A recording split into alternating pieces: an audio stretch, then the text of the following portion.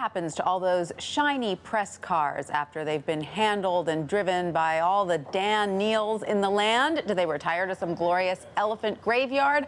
Honestly, I'd never given it a moment's consideration until I read Dan's recent column, which is really about the latest Volkswagen Golf. Right, Dan? That's the excuse anyway, but just to stop you now, there aren't that many other Dan Neils out there. That is true. You are the one and only. But you know what? You actually made me feel bad for these cars.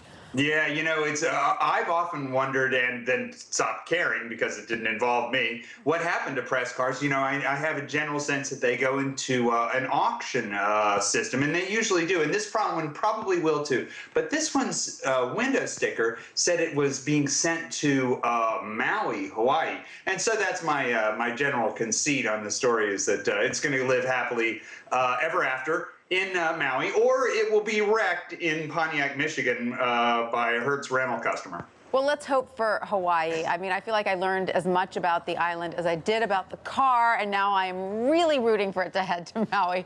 But back to the Volkswagen. Yes. Do you like this car, Dan? Well, first of all, it's very newsy. You remember this month, Ferdinand Piëch fell out with VW board. One of the big issues is vision. One of the big issues with vision is propulsion. You know, Piëch wanted Volkswagen to be more aggressive on electrics. Winterkorn, the boss now, was always a proponent of diesel. Now, it has put there are a couple of things that are happening here. North American sales for Golf have been soft. And so they have a new plan, it's a new day, a new mission.